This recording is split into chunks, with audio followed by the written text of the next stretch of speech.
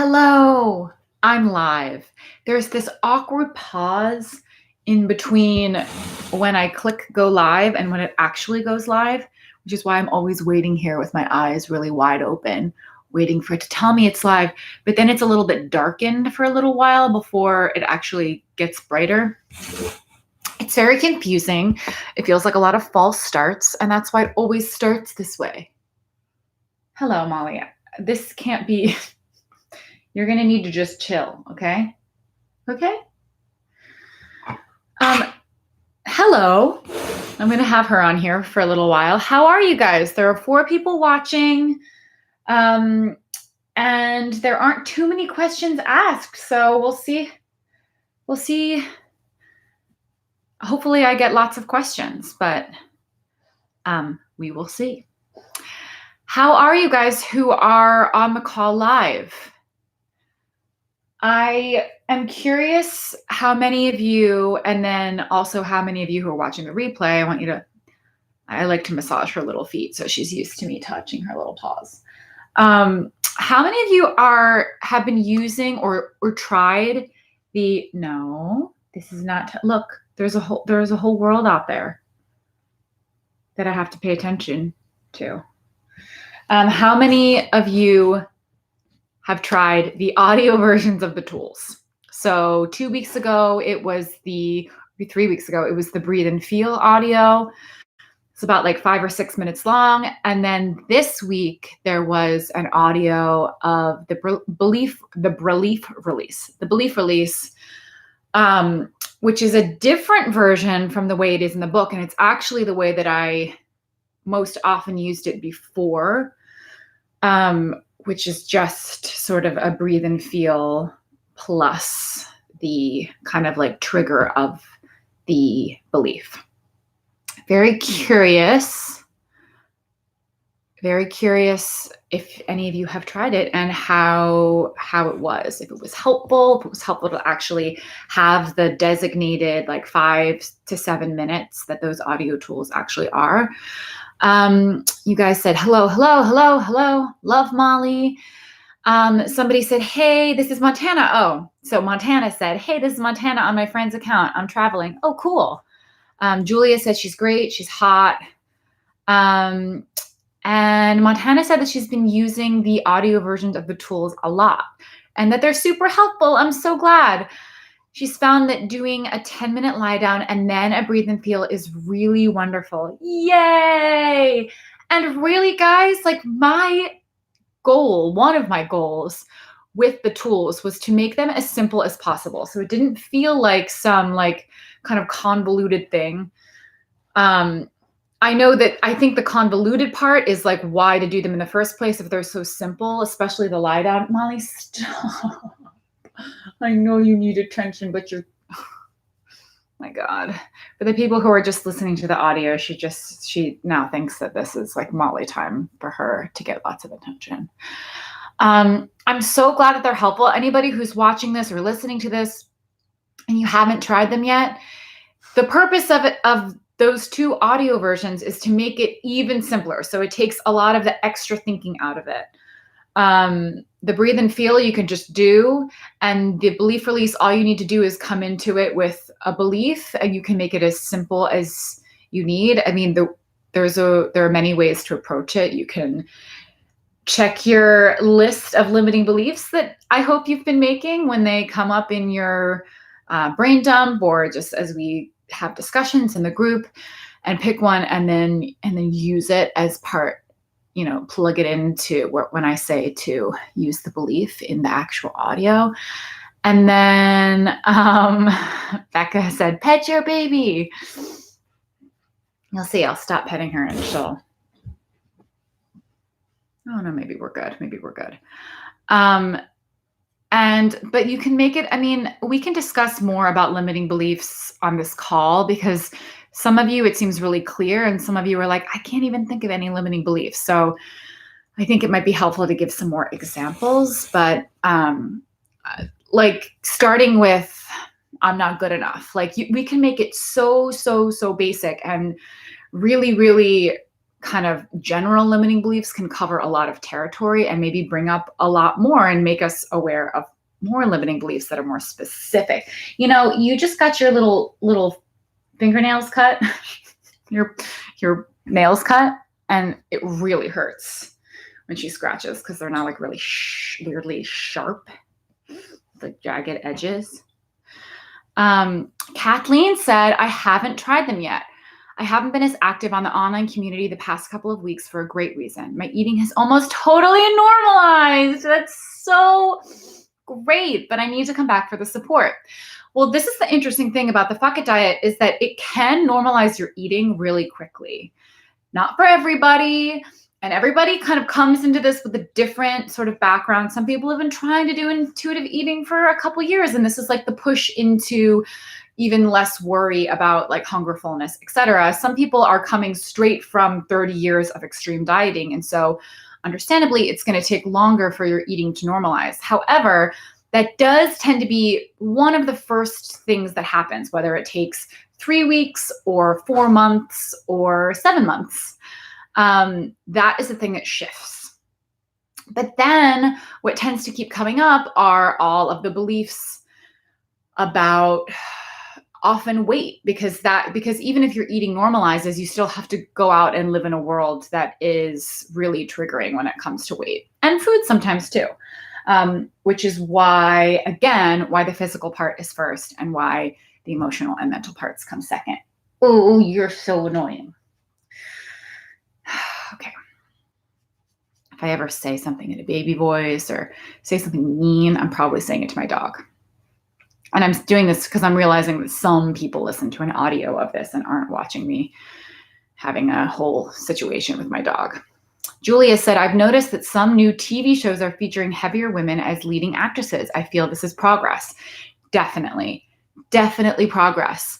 There are still so many rules in quotes about what an acceptable, heavier actress is, because we still have so much, so many, there's the whole drama about like, well, as long as you're healthy, or, it's okay to like be a little bigger. Obviously, I mean, don't take it to an extreme.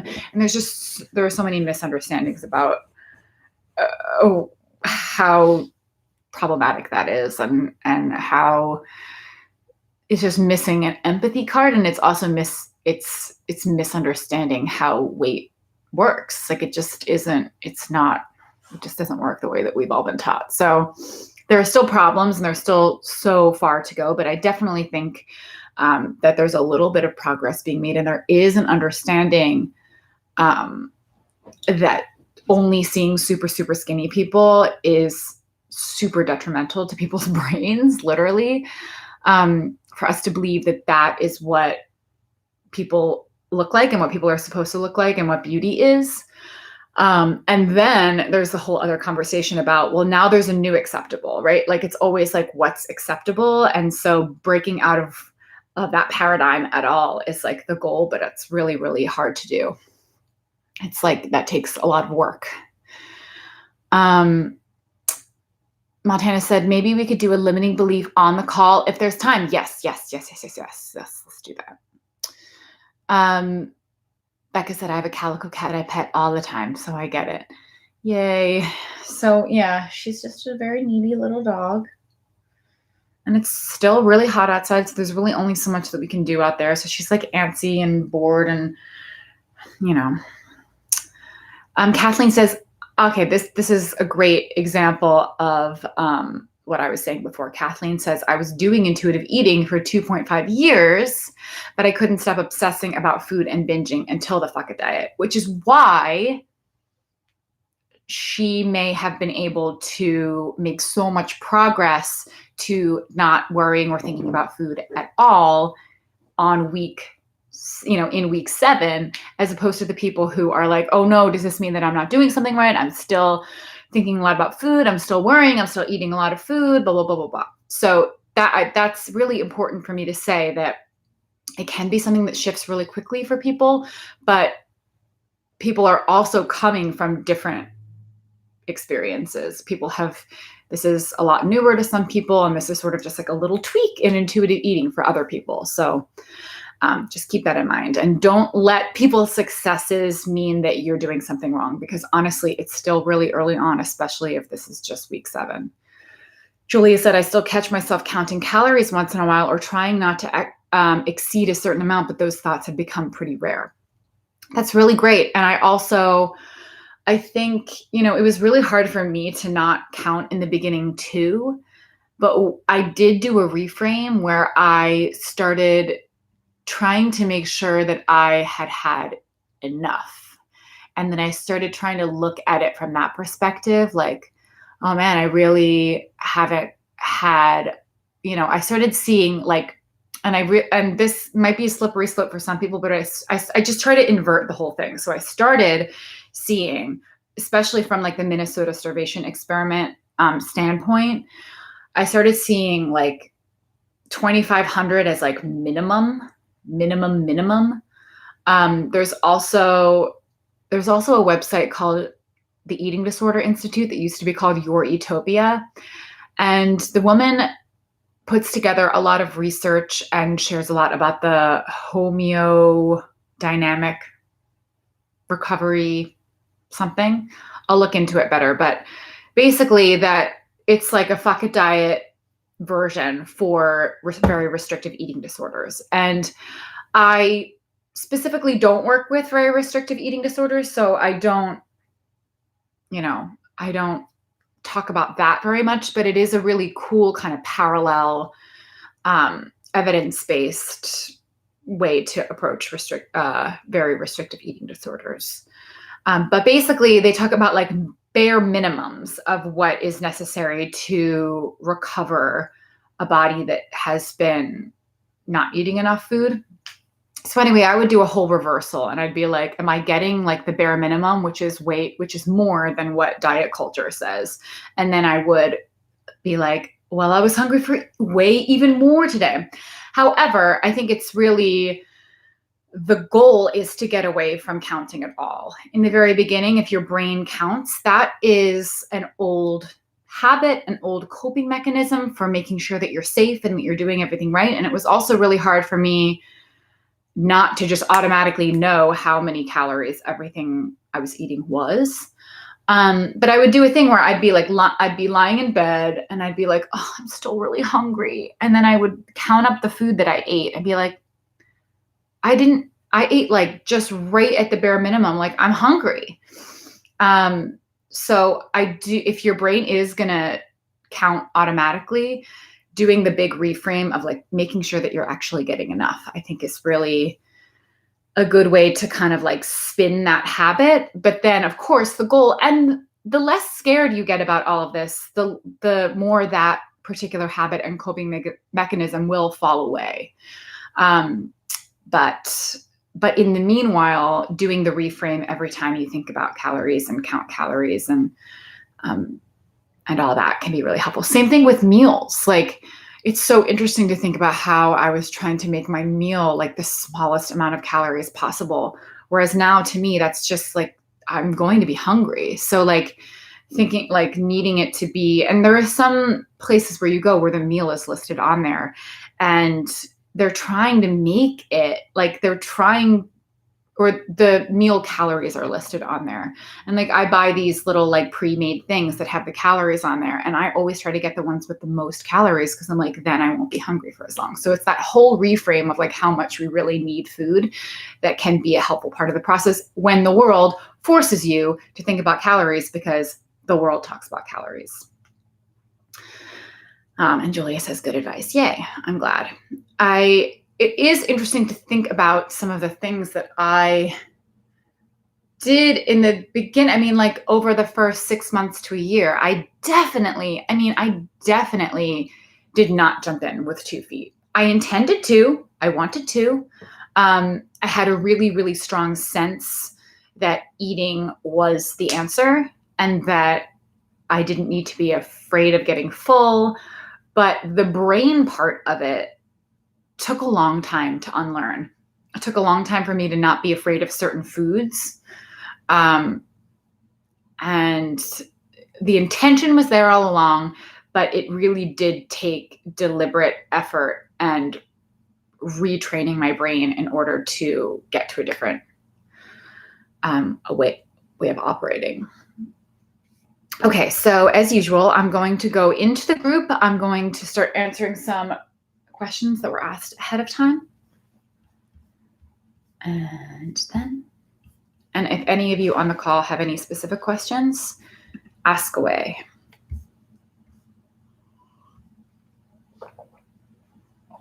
So Ellen says, hey, Caroline, thanks for being so rad and for all the work you do. You're welcome, and thank you for the compliment and for being here. I've never felt as calm in my body as I do now, and I can't remember the last time I've had this much energy. On that note, however, I do have some wandering thoughts and things I'm noticing I'd appreciate some feedback on. I definitely notice when certain foods make me feel like garbage or make my stomach bloat, etc. Is there a way to authentically avoid these foods and beverages so I don't feel sick without falling into the mental rabbit hole of restricting? In other words, how can I work to shift my intention towards self-care rather than self-harm if I really do need to make some dietary changes? For example, I've had insane acid reflux lately, which isn't exactly great mid-conversation. And my amazing doc, who I trust, diagnosed me with migraines that can be triggered by certain foods. I also have a wellness coach certification, which taught me so much, but also brought up my overanalyzing thoughts about food, exercise, and health in general. There's got to be a way to just chill the fuck out and avoid the foods that really, truly do wreck my health. Is this all in my head? Help. Thanks, Ellen. So this is a really, really good question, because I think that this will come up for a lot of people, because being sensitive to certain foods is real. I mean, it's real. And I think that what so many of us used to do is make it extremely black and white, as opposed to understanding that maybe we can handle like a little bit, but maybe a lot won't make us feel so good. And so maybe we can start to either experiment with that or generally avoid things that are going to make us feel bad. And then if we really crave them, or if we happen to accidentally eat them, like someone serves us a meal or we order something at a restaurant, that we trust that our body is resilient and that we can handle some of it. Like I don't believe that the body works in absolutes unless we're talking about a big, like, anaphylactic allergic reaction to things that can obviously be set off by tinier amounts. So I genuinely believe that some people are sensitive to certain things. I do believe that that can shift and change through time. I believe that it's like the bucket theory. Like the idea is we want to be as resilient as we possibly can, and other burdens on our body can make us less resilient than other people and less resilient than other times in our life. Stress is so the bucket theory is that we all have like a bucket of health, and your body can handle, stuff in the bucket. But once too many things, say you live like next to a chemical processing plant, so you're breathing in like certain chemicals that other people aren't all of the time, and say you have certain allergies, and say you're really, really stressed, and say just all the other things that can overwhelm a system. Once the bucket is over full, you stop being able to actually handle something. Like something's got to give, essentially. So understanding that it is just about taking care of yourself, that stress plays a big role, and maybe not seeing things as forever things. Like right now you have migraines triggered by XYZ. It's great information to have. Right now, certain foods are giving you acid reflux. And so you can totally begin to play around with seeing if you can avoid those things from a place of self-care, seeing if you can say, you know what, right now I don't want to feel that way, and so I'm going to choose something else to eat. if it ever gets restrictive feeling, or if you feel like you're being like super obsessed about it, just be really aware of that and try to see if you can see it not as black and white and not as like the purity model of having to like pristinely avoid all of these things, that it can be sort of a little bit messier than that. But and I think the really big thing is to untangle that from calories and weight and carbs. So I think the thing that so many of us have done before is say like, oh no, certain things trigger my migraines, I think. So I should cut out all of these things and more to try and heal myself, like, you know, body and soul, so I don't have these health problems anymore. And all of these things cause disease and like all of this. And we go really, really extreme with it because it's scary to see that certain foods affect how you feel. And so then we go to the next thing of like, I can fix this and cure this. And this is like kind of the way that our wellness culture is working right now, in this way of like, let's empower you to like never die, how to not die. And so we're like, I'm responsible. I care about my health. I don't want migraines anymore. I don't want other problems. And we go to the extreme, and we wrap up weight and calories in with that. And I think if we can just separate all of those things and go day by day, trying to eat foods that make you feel good and energized and full, but also not trigger your specific health problems, I think that will be your best bet. And you can like say in a couple months, you're like, oh man, I'm now like really scared of these foods. Just be honest with yourself about it and just go from there. I mean, there's honestly no perfect way to navigate all this, especially when you have health problems. I luckily don't feel bad on most food at all. Though again, as I have said, I am kind of a food snob. So there are things where I'm like, that sandwich looks gross. Or it's not artisanal enough for me or whatever. But for the past couple of years, I have not been able to handle alcohol. And it was a big bummer. But I just like started being like, I feel so horrible. My sleep is ruined. Like the next 2 days are ruined, even with not that much. And then I started to get scared. Then I started to be like, and then it almost became this self-perpetuating thing, like where I couldn't tell what was causing what, because then I had anxiety around any time I would have like a glass or two of wine. And that also adds to it.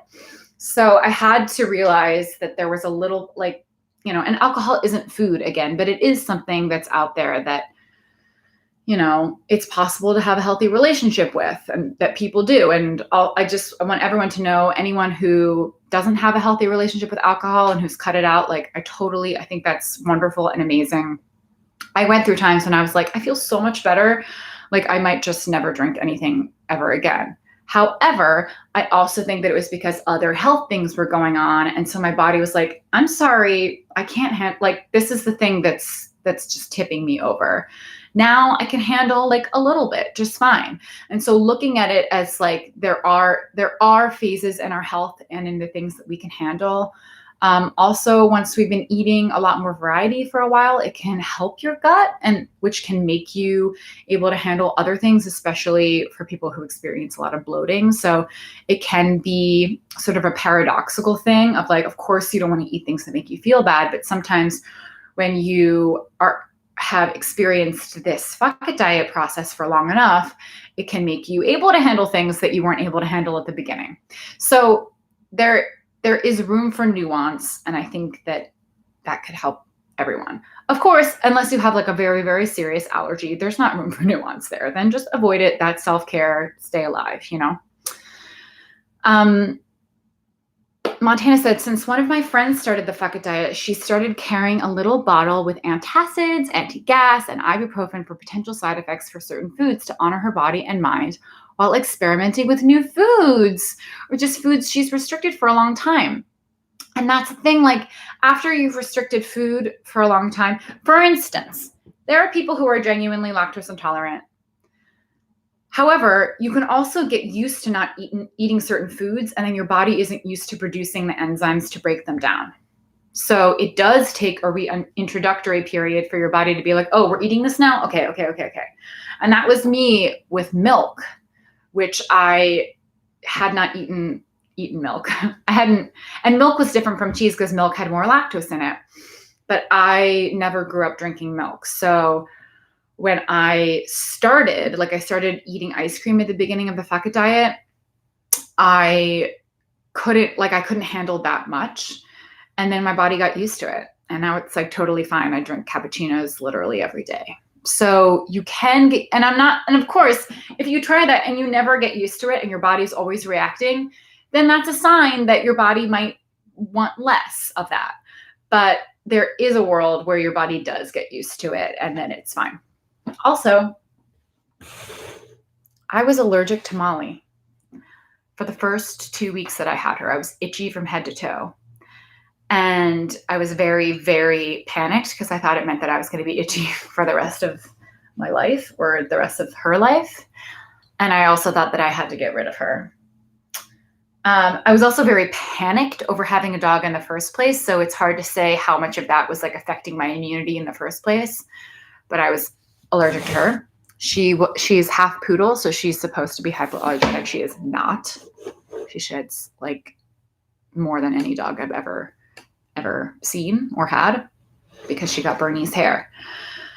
But every day it got a little bit better. And 2 weeks in, I wasn't allergic to her anymore. And my aunt, who got a hypoallergenic dog, said that she was itchy for 3 weeks after she got her hypoallergenic dog and that her body adjusted. So that's an immune response that you can, like, the body is amazing and it does adapt. However, take that with a grain of salt because, you know, you don't want to like rub pollen in your eye unless that's the cure. Who knows? All right. I'm going to move along to the next comment. Becca said, I have celiac, so gluten-free is essential. Yes, that's definitely an example of something that's pretty cut and dry. But there is any and everything available gluten-free in 2019.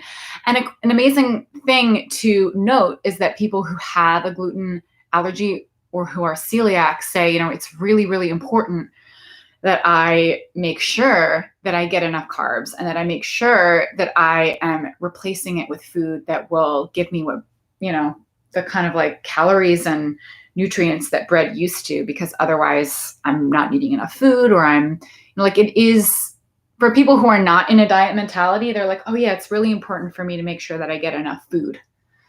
So that's an interesting reframe as well. I also have a friend, and again, and I put this in the book, I think. I have a friend who she was diagnosed celiac.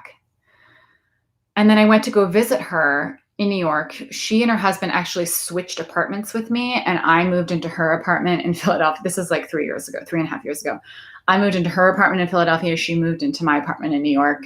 And then I moved and bought this house. But she was diagnosed celiac. She was always bloated. She's very, very small, but her stomach was always like, she always looked pregnant. And she was diagnosed celiac. And then I went to visit her in New York, and she said, do you want some toast?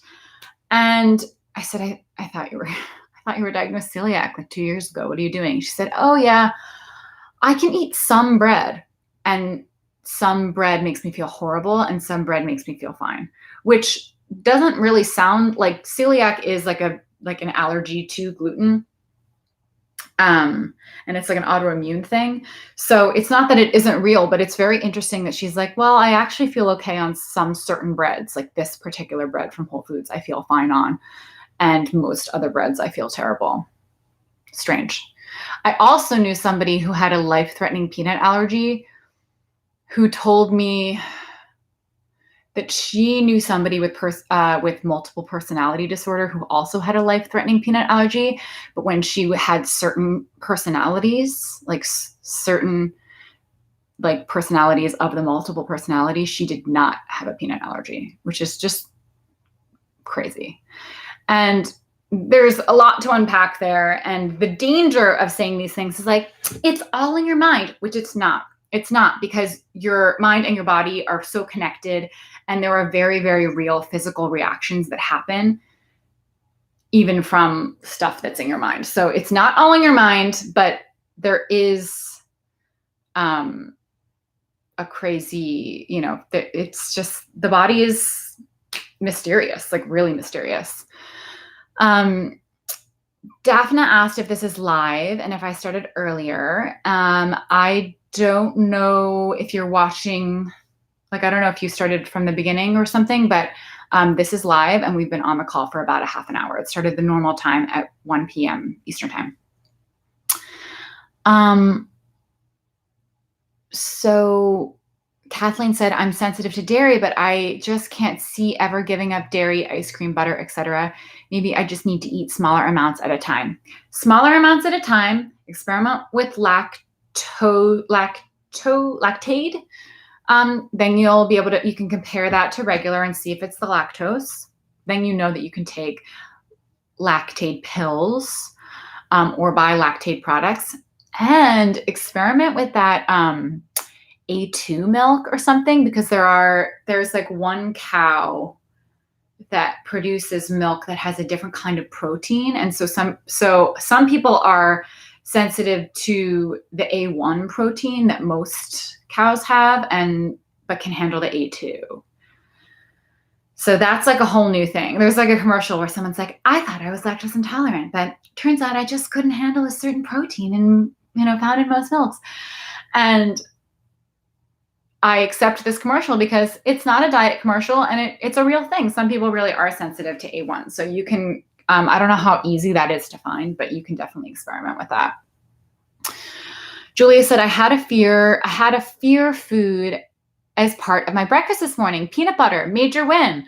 Oh, yay. That's great. That's great.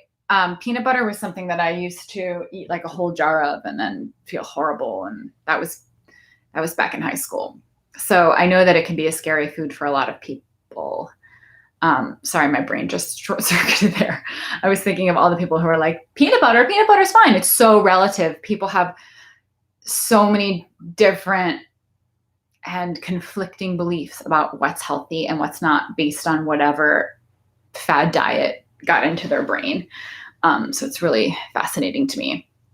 But congratulations. Yeah, the more you eat food that you're afraid of, even if it has to be one at a time, the better, because it'll lose its power and you'll see that it's, that it's allowed and it's totally, that life goes on. All right, I'm going to go back to answering questions that were asked ahead of time. So Siletta said, Carolyn, I posted this to the group, but what are your thoughts about the term overweight and obese? The answer is that they are super stigmatizing.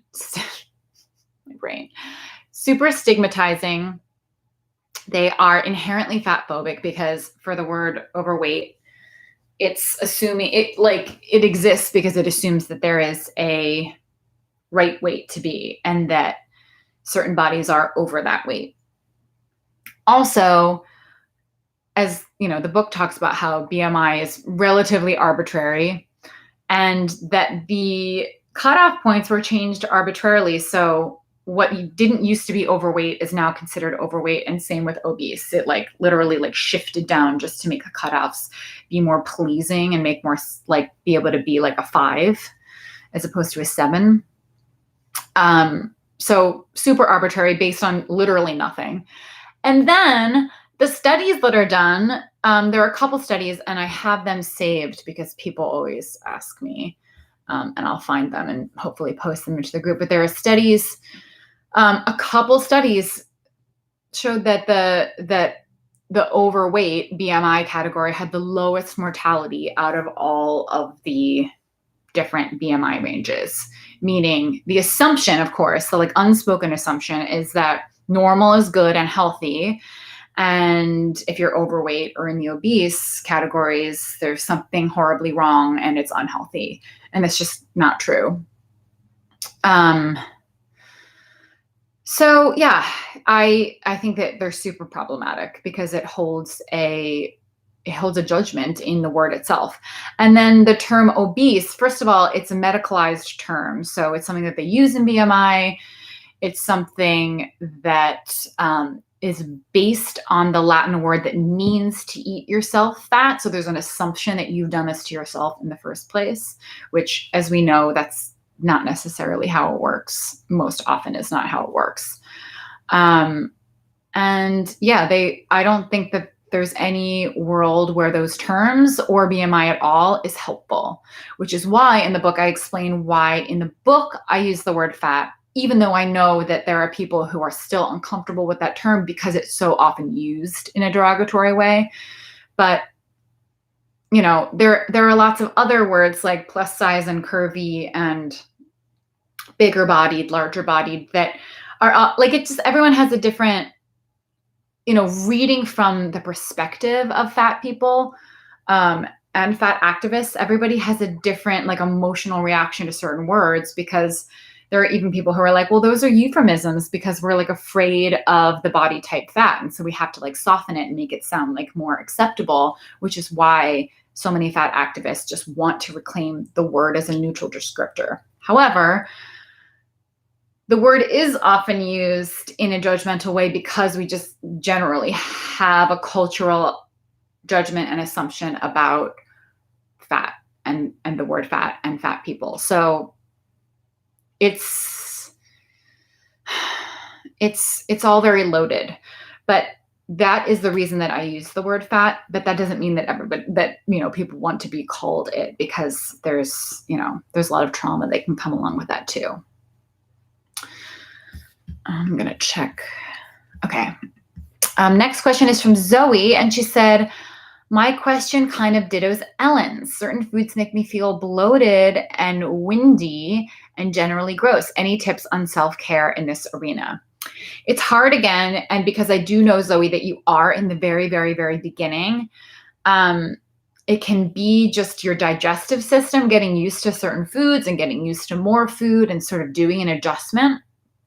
And then at a certain point, which is why I think in the beginning, just sort of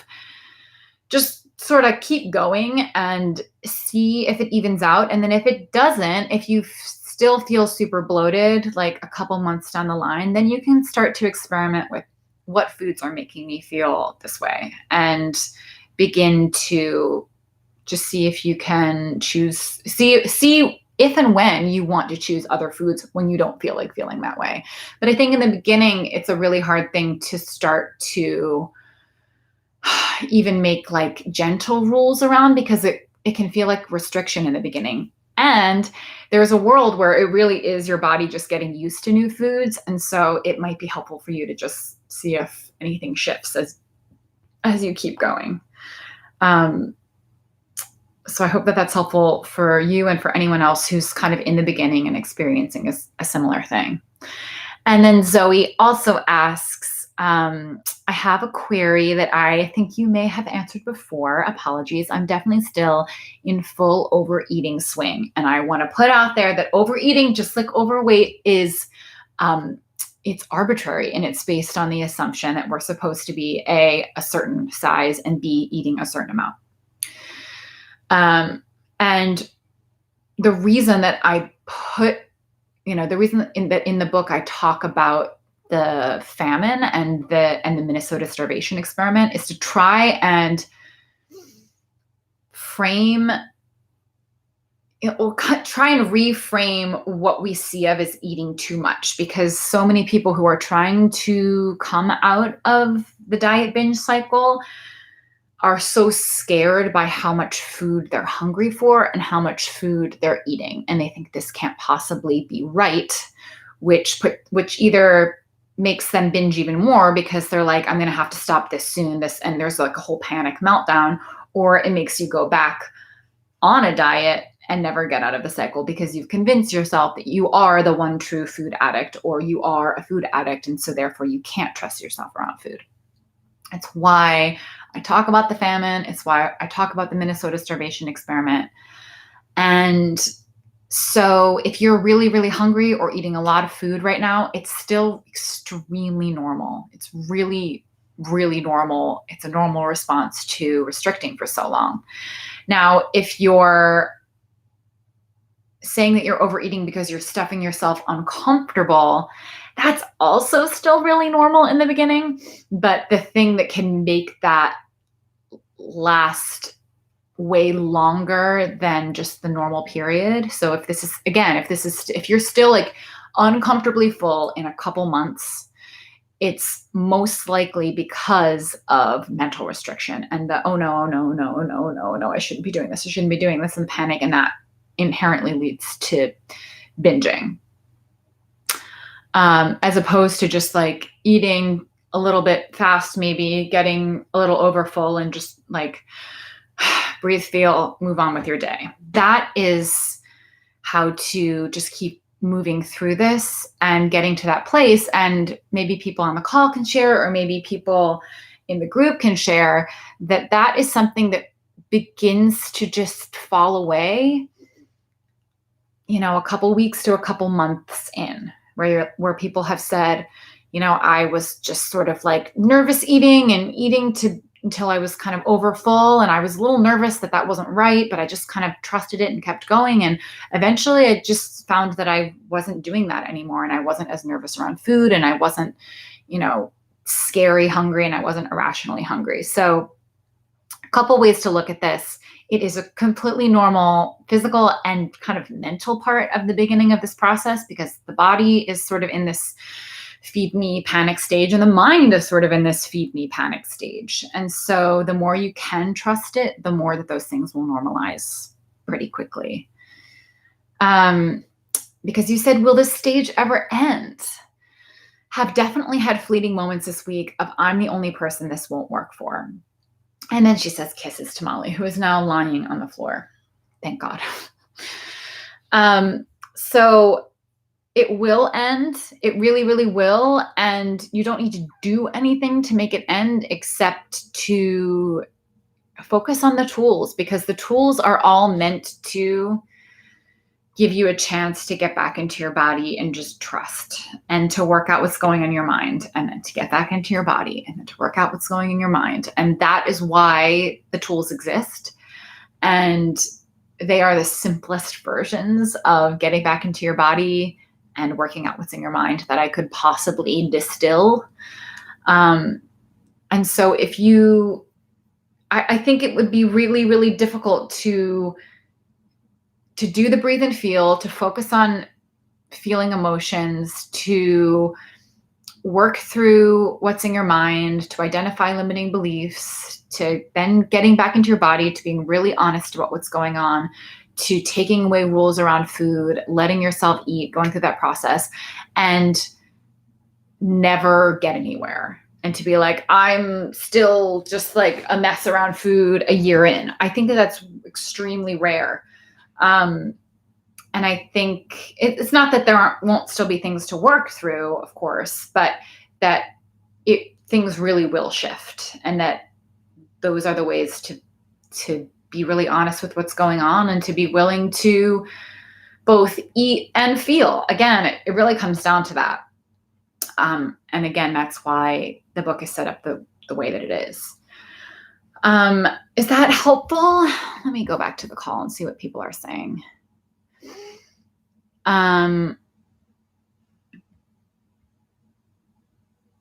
Okay, I'm going to read what Daphne said. She said, I'm really struggling with overeating, and it is overeating. And I'm assuming that's because I said, the way to define that is if you're really, really feeling uncomfortable. I feel that physically that you're overeating, and I'm really on the verge of stopping. As I gain so much weight, I'm not hungry, and that's the point. I'm just eating. I'm probably mentally restricting, but that can last forever without knowing how to stop it.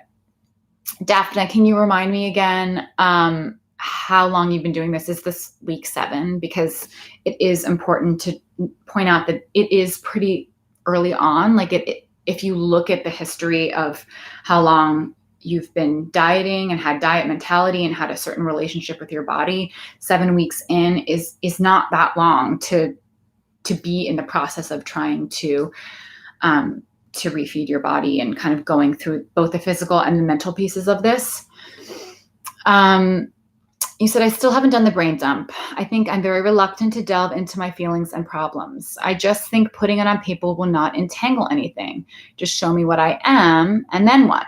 I may want to eat but not feel. But how do you get around it? Honestly, it's really important to do the emotional and mental work. It really, really is. It's why I didn't just write the first part of the book. It's why I didn't just write, and I think that the first part of the book would be helpful and could be helpful to some people and kind of help people get out of it because they begin to understand why they do the things they do. But I knew from doing it myself and from 7 years of running workshops like this where people are getting stuck exactly where you're stuck right now. I knew that without the emotional piece and without the mental piece and without some version of those tools, even if it's therapy, even if it's you going to therapy and saying, look, new therapist, I'm really resistant to lots of self-help stuff because I've tried a million self-help things. I'm really resistant to feeling my feelings. I'm really not good at getting into my body. I would recommend finding a therapist who understands eating disorders, because otherwise you're going to say, I'm eating too much, and they might not understand, and they might be coming from diet culture.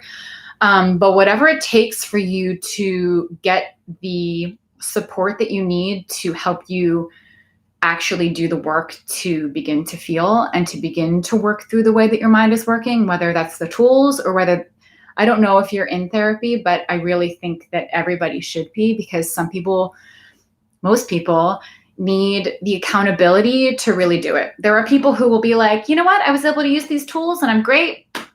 And it was really a great way to like work through this myself.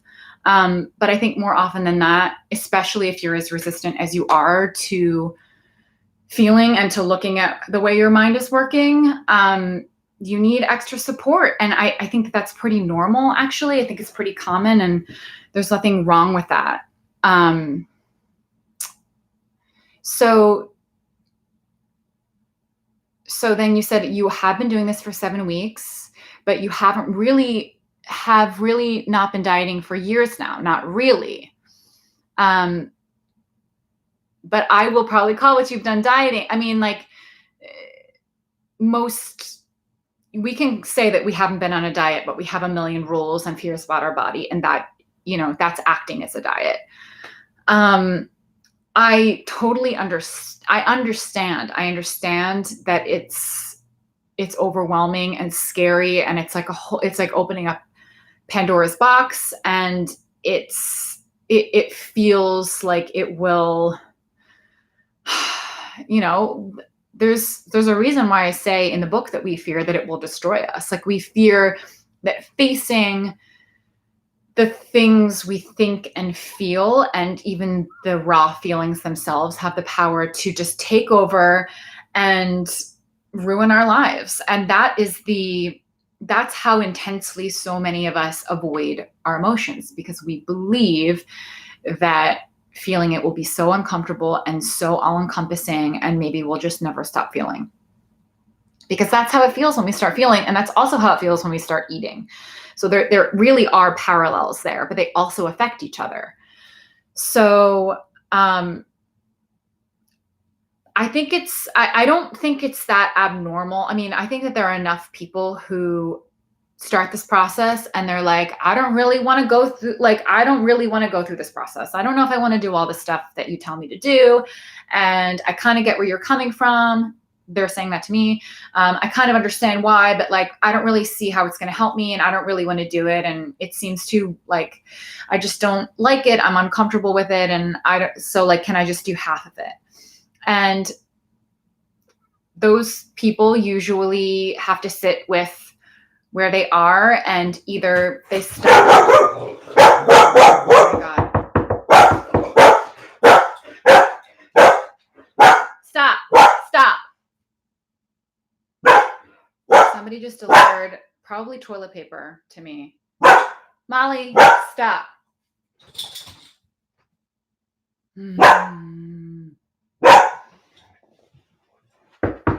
What? Thank you. Thank you. Ah! Well, that was an example of maybe expressing my emotions in the wrong direction. I didn't realize that. Okay. She laughed, so it's all good. She heard me in here. Why did I need to open the door? I'm very angry today because I'm extremely premenstrual, and I believe that it means I will get my period later today. But Molly was barking earlier, and I was like, why am I so angry?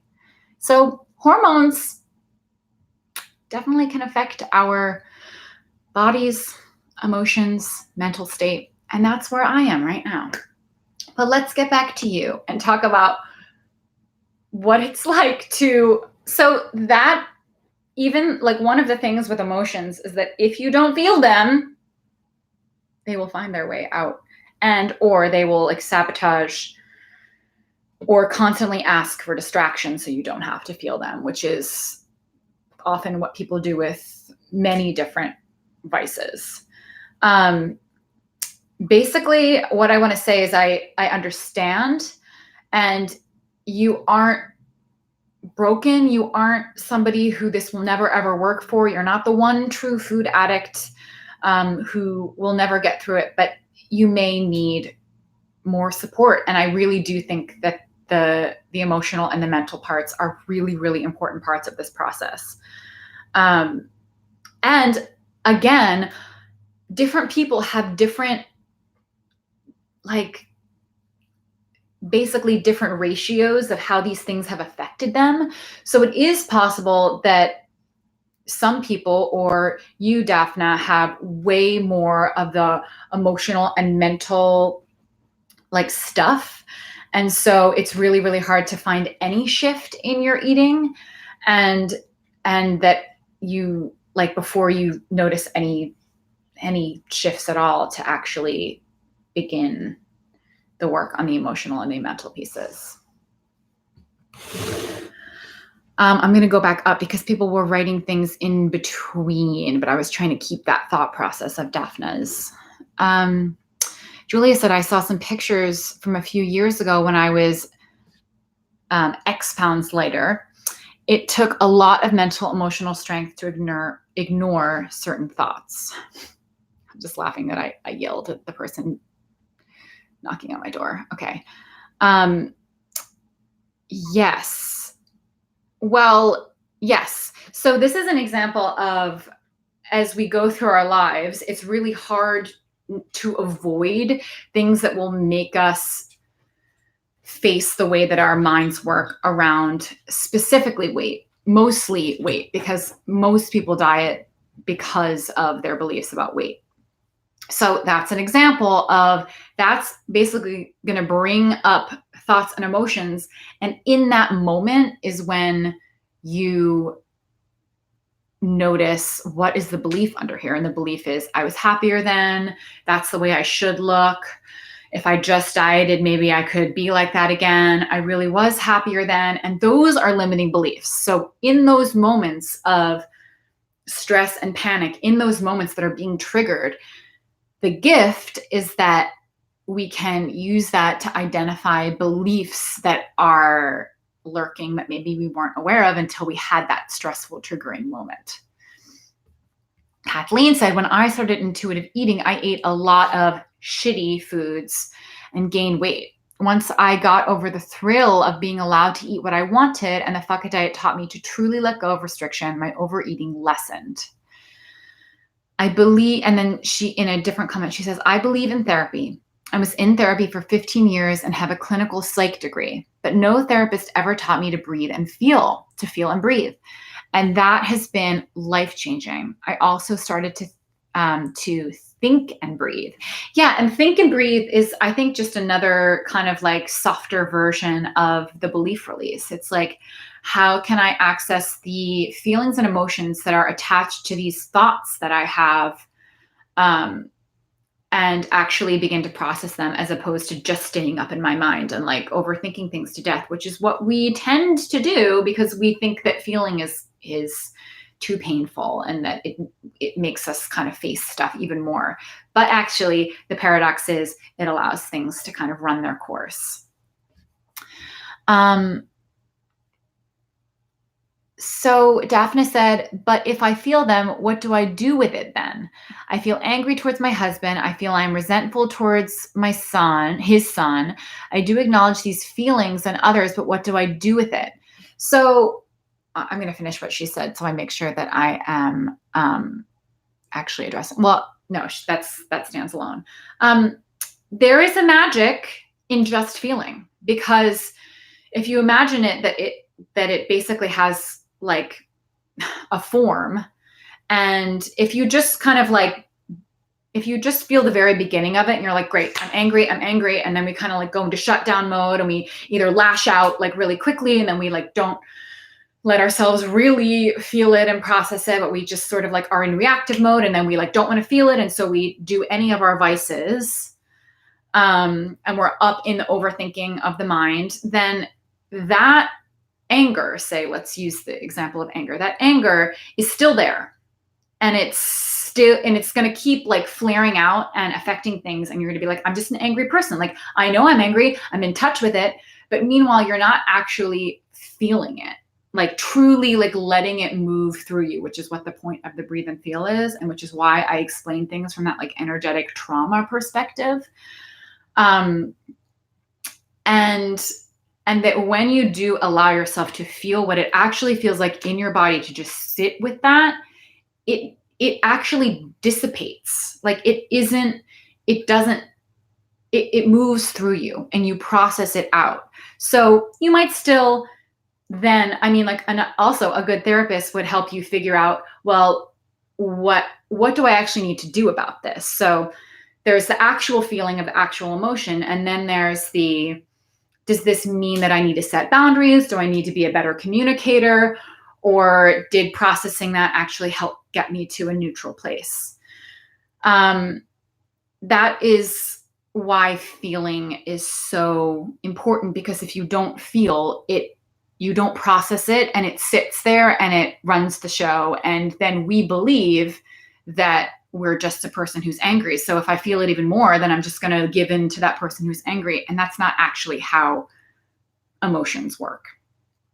And then you said, yes, I do have a lot of stuff, but I'm not sure I want to go into therapy now. I will have to think about it. Saying that I felt better in my body when I was thinner, is this a belief or a fact? I think it's a fact. It's a belief because it's based on lots of other beliefs.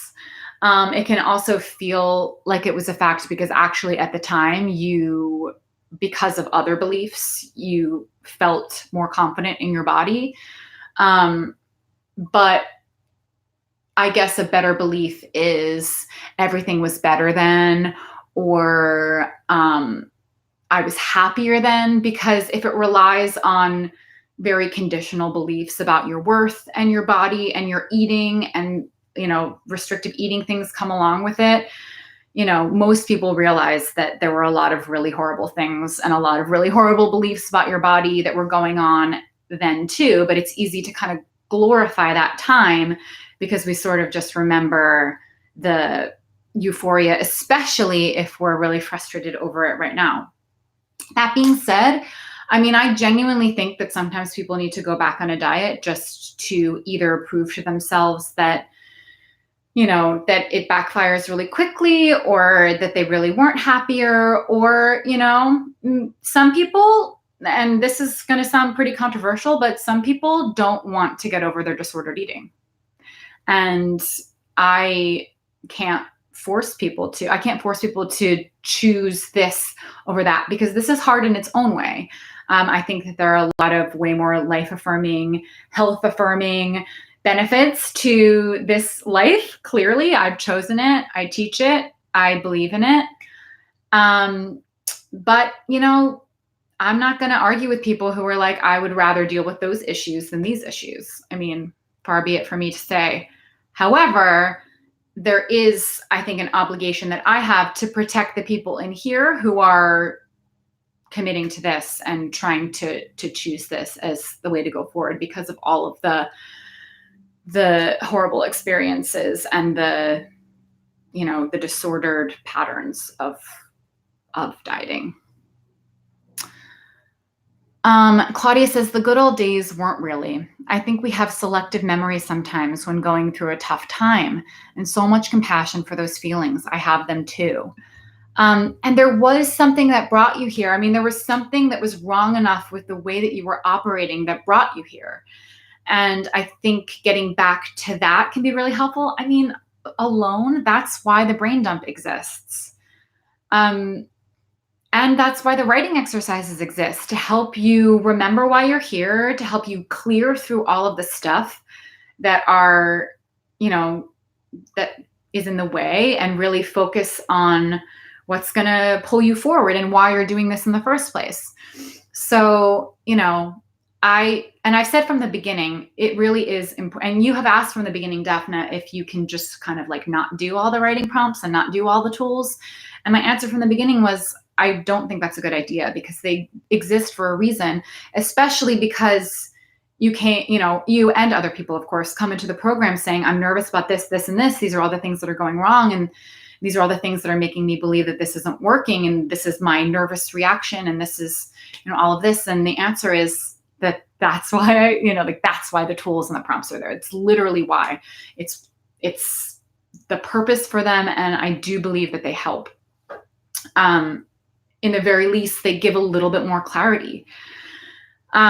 So yes, that's my answer. And I hope that that's helpful. I mean, it's very clear that you need to sit with all this and figure out what you really want to do and figure out what's worth it to you right now. And it is scary. Like, there's a reason why people need therapists and why they resist it and why they're like exhausted by it, but also why it helps is because doing this work, either in this arena or in any sort of like emotional, mental self-awareness and processing trauma, like interpersonal relationships, it's exhausting and it's hard and it's heartbreaking, and it brings up the scariest parts of life. Like, this is really hard stuff. This is not for the faint of heart. So I don't want to trivialize it and be like, just do it.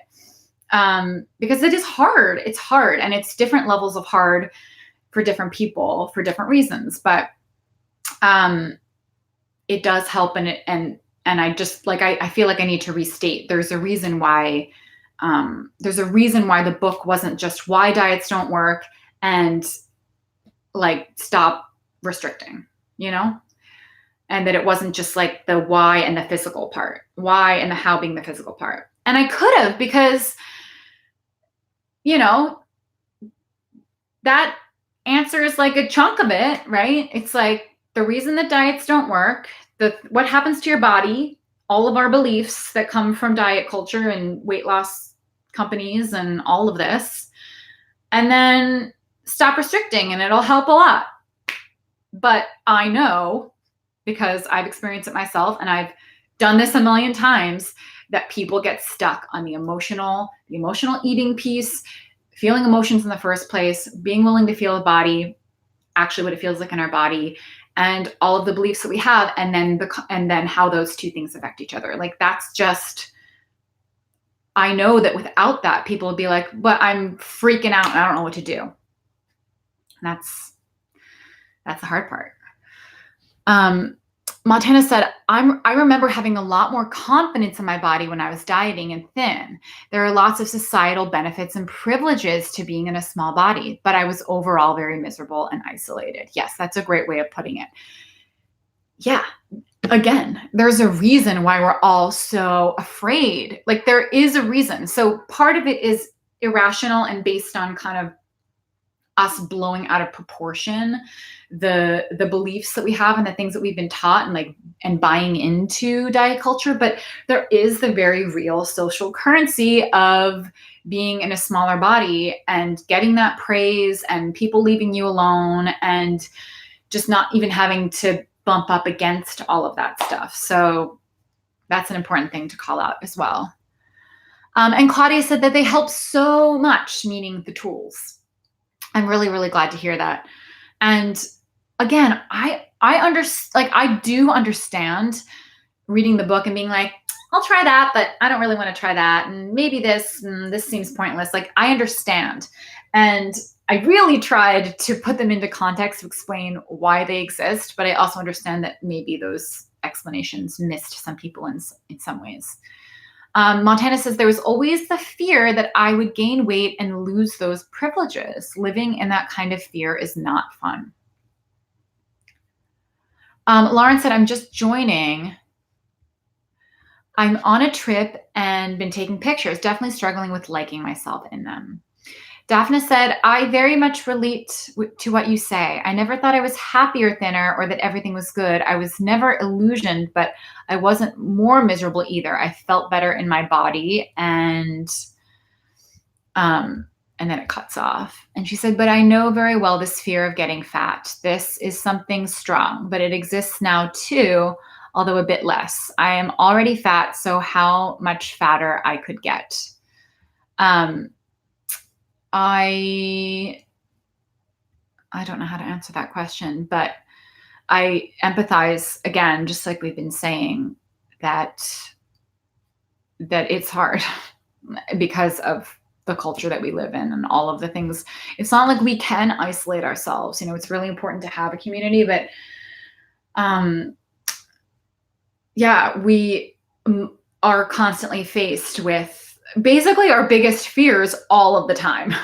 So it's not easy. And I think that is an important thing to acknowledge, because I'm sure that there are people in here, if we were all like, it's great, I'm so happy, I love myself so much more, like, I don't care what people say, people would be like, what the hell? Like, are you living in an alternate reality?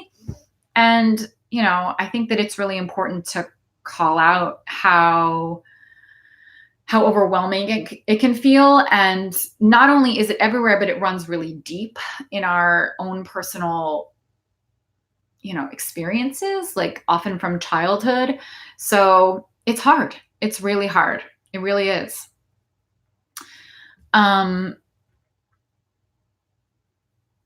Okay, so Lauren said, I definitely feel like I'm mentally backsliding, but I still don't want to diet.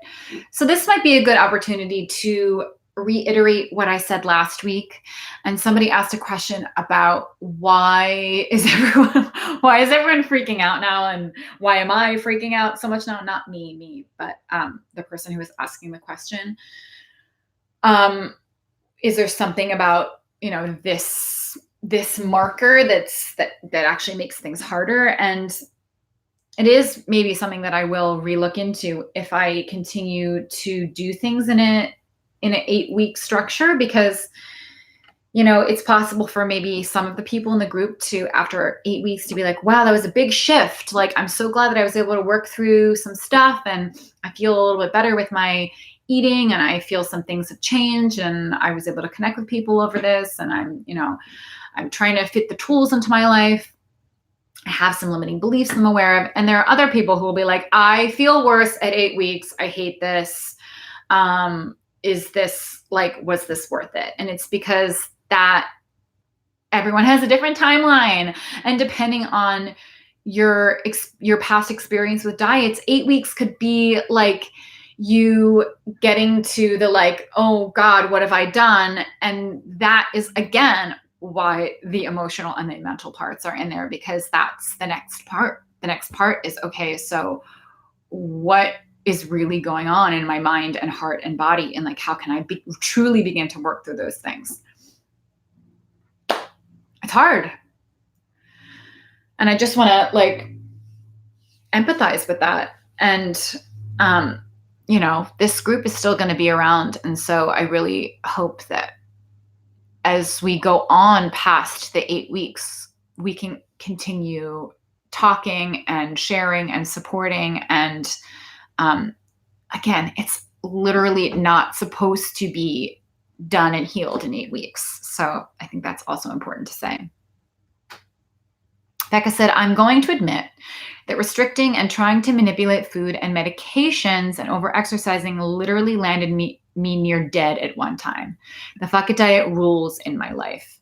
And again, so everyone coming from a different place, some people were like, well, I was just sort of hungry and dieting and like overthinking things, but like maybe I was happier. You can delude yourself, especially if it wasn't that extreme. And then there are the people that are like, I was killing myself just to look a certain way, and to think, like telling myself that maybe I was even making myself healthier.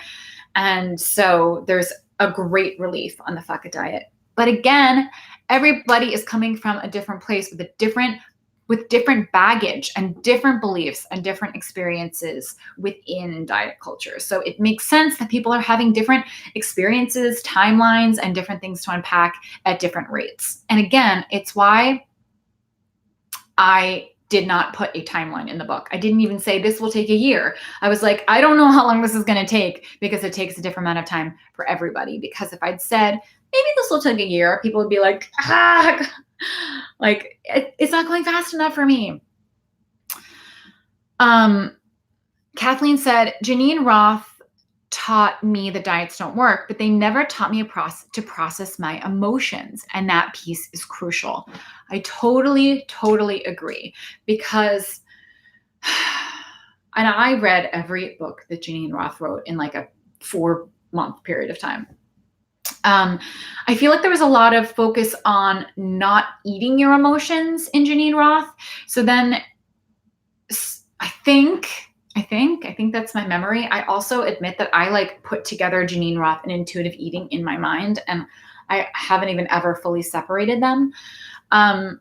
But there was this belief that the problem was eating when you were emotional, or eating your emotions, and to just not do that. And so I really, that's why that you're allowed to eat. And we also need to feel, and you can do it at the same time. You don't have to do them one before another. You don't have to not eat a lot of food. I think it's the most liberating, and it doesn't put you back in the yo-yo, and it actually allows you to process mental restriction in real time. So you're not like using not eating when you're emotional as a means of restriction, or as something that even feels a little bit restrictive, because people can react to that. Julia said, Caroline, I will say that your book was the primary catalyst that's healing my relationship with food. I don't think I would have gotten to this point without you, this group, and the book. And this is after 18 years of dieting. Julia, thank you. It's amazing to hear. Even, I think that it can be really hard to take stock of the little things that have changed, especially if we're smack dab in the middle of this journey and we still feel like there's so much farther to go. But I think that it can be really helpful and can help us kind of lift ourselves up to be like, look, there are still things that are stressing me out. And there are still days where I have a really hard time. And there are still days when I worry about this and I panic about it. And when I feel like I'm nervously eating or whatever. But to notice that there are shifts, and that there is greater ease and a little bit of peace and a little bit less worry and a little bit of joy, even if it's brought new worry, I think can be really helpful. And then Kathleen says, I do think phases of panic and doubting this process are normal. I definitely do. And I had a very strange experience because, and it allowed me to write about this in the first place, and to kind of, without a group like this, without the support, this kind of like structure and support that you guys have, that I've created for you, that I experimented on myself with essentially, and then started like teaching people early on. Very strange, honestly. Like when I look back at how this started for me and how I started writing about it and how I started doing workshops in the first place, with this never being like what I thought that I would end up doing. I didn't, it really fell into place in a way that I was like, this is very interesting. And like, I think that this is important, and I want to share this with people because it helped me so much, and it's seeming to help other people, and explaining it all, and then coming to writing the book. I definitely had things to work through, without a doubt, which is why I I mean, it's like I had lots of beliefs and lots of stress around lots and lots of things. However, had I really I very rarely doubted this process. It was such an intuitive thing for me that I was like, no, this is the only thing that's going to help. And then I was amazed that there was science, like even before, I think just like a little bit of science, metabolism science, I was like mind blown, but then even more science does support it. But mine was a very, very intuitive beginning, which, took me through. So I understand when people like go through doubts of like, I don't know if this is going to work for me. I don't know if I'm enjoying this, or like going through major pieces of doubt is extremely normal for most people. I think coming back to why did I start to do this in the first place? Writing a letter from your body, that is such a quick way to get in touch with what your body and your intuition. I mean, I really think that that's like a way to access your intuition really, really quickly. Like, what do you crave? What do you know to be true? Beyond the panic, beyond the inevitable doubts and panic and problems and insecurity. At the same time, what does your body know to be true, and what does it want, and what does it need? That's why writing a letter from your body can be very clarifying and helpful. But remembering why we're doing this in the first place. What brought us here? What were the conditions that made us realize that we couldn't diet one more day? What were the things that when we read at first, we read all of the things about weight and weight science and weight stigma and all of that, what were the things that made you say, that makes sense to me? And I can't believe that that we've all been taught another way. And even though it's scary, like this is, worth it to me. And this I need to find a different way of operating. And I want to begin to prioritize different things, even if it's hard, even if it's scary, even if I have a lot of resistance in the process, like this is what I want to do. So I think coming back to either the first experience or the first epiphanies that you had that brought you to some sort of version of an anti-diet, or whatever your experience was when you first read the book. And some of you are reading the book for the first time now. But I think that can be really helpful because it is easy to ignore those things or forget those things when the panic and the doubt feels a little bit stronger. So I hope that is helpful too. And it is time, Montana, I know you said that we would do a limiting belief release, but I think that we don't have time. But I think that that's something that we could do as a little bonus. I could have like a little call, maybe like a little 20, 30-minute call as a bonus, maybe next week, or maybe we'll schedule it for right after the course is over, where we can do at least one, if not some specific limiting belief releases. That was a combination of all of those words. Remember when I yelled at the person delivering the packages? Look, that was a combination of a lot of things. That was a combination of PMS, my rage earlier. Like I genuinely, before I got on this call, I was like, I'm so angry today. Like, am I going to be able to be normal on the call? I was until that moment. Molly barking, her not stopping. It was just a never-ending situation.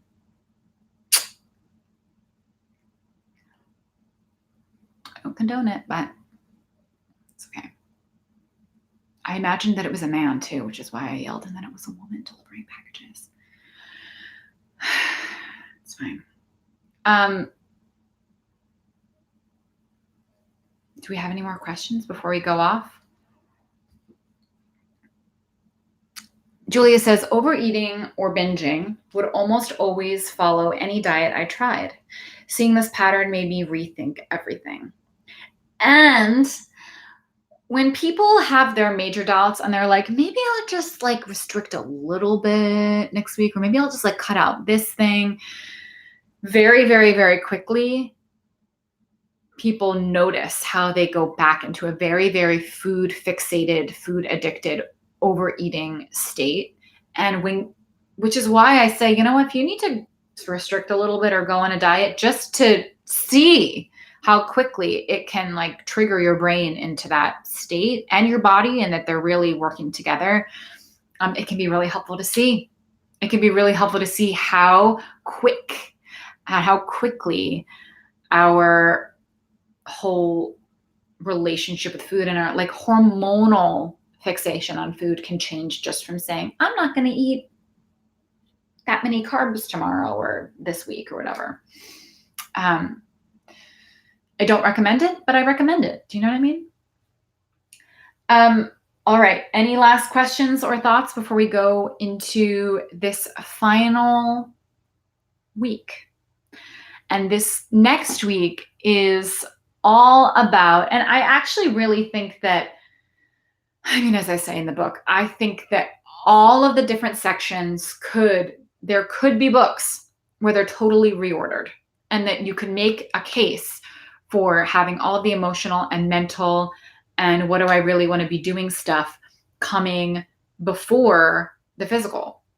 But again, there is also a reason why I put it the way I put it, because they all affect each other. They really, really, really do. So this next week is really like, okay, so once we're not in a food obsessed state, once dieting isn't the thing, dieting and controlling our weight isn't our primary focus, like what do we want to focus our time and energy and life force doing? And then some tiny little other ways to like get in touch with intuition beyond just food, but sort of like more life intuition. But of course, we can and will discuss all of the previous weeks this week and on next week's call. And the fun will not end. I promise that at the end of these 8 weeks, it's not the end of the journey. It's the end of like the structure in this course, but it is not the end of your journey or your relationship with each other in the group. And I promise that I won't just like, shut it all down. It's a living, breathing thing. And there's more to come. Any last thoughts or questions?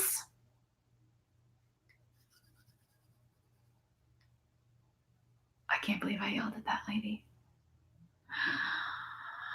Oh God. Okay. Kathleen says, thank you so much. Thank you guys. Thank you for your questions. Thank you for your vulnerability. Thank you for the hard questions, because it's hard. Like, it's not a simple 1, 2, 3. It's not a 90-day fix. It's not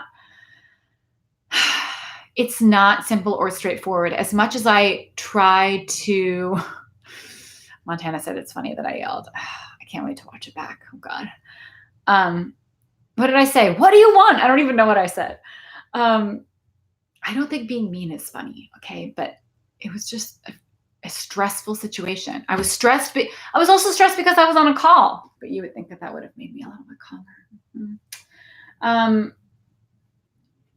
Even though I've tried to simplify all of the tools and the way that I explain it, and like taking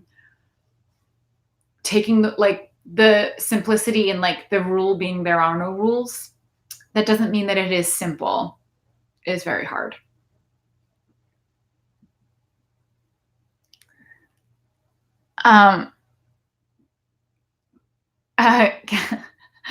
Kathleen said, have a wonderful week, everyone. Lots of love to all. And Montana said, what? That's what I yelled. What? Whew.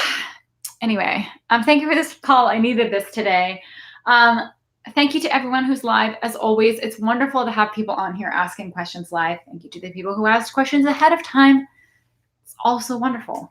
And to all the people watching the replay, and I'm sorry to all the people listening to the replay because of all of the talking to my dog, who, for everyone who is watching.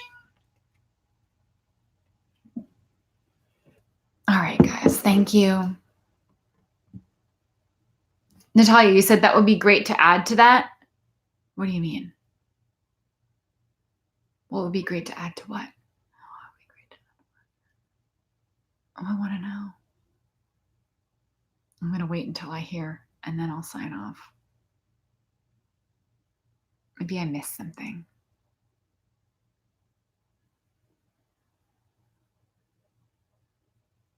Someone already signed off. They're over it. Oh, Natalie. I called you Natalia. Sorry. Natalie, what do you mean? That would be great to add to that. Thank you for this call. I just don't know what you're talking about. I want to know what would be great to add to what. I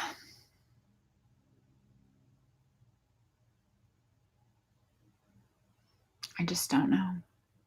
I guess I'll never know. The more I wait here. Maybe she's the one who signed off. Maybe she said, that would be great to add to that. And then she was like, bye. And then she signed off. And I'll never know what is great to add to what. Oh, I have some good news actually for me. Good news for me. I was talking to my book agent yesterday and talking about all the possible next projects. And the thing that it was very clear that I was the most excited about was writing basically, I don't really like the word memoir, but writing a lot more about my personal, like even from childhood and all the chronic health stuff and how it all got wrapped together, because the book does have a couple personal experiences, but for the most part, it's kind of quiet on it because I don't want to put my personal experience into everyone else's, because I think it's important for people to be able to to take the information and not have one person's personal experience. It isn't going to be the same as everybody's.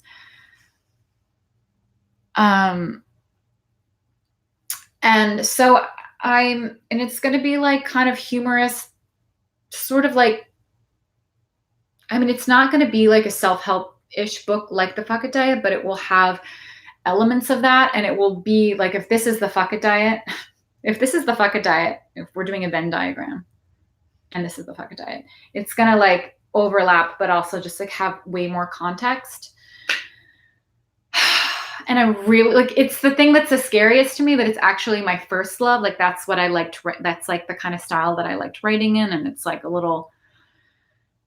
it's like, it's a little like absurd energy, but like honest. And that's like in the book for sure. But that is the next thing that I'm going to write. And I'm really excited. And I've already written some of it. I really thought that she was going to say, no, do something else that's like the same thing as the Fuck It Diet, but just like like a different book. You know how people write like the same book, but with like slightly different. She's wonderful. Like she's a really good person, my book agent. And she was like, that's clearly the thing that you're the most excited about. And so that's what it's going to be. Becca said, maybe she means maybe Natalie. That would be great to add to that it means keeping the group open for posting and replying, which I'm definitely going to do. And it was never going to shut down after 8 weeks. The question that people have is like, so how long is it going to be open? Like, what's going to happen next? And that is something that I haven't figured out, because I haven't figured out where are the new people, like if I run it again, where are they going to go? How's it going to work?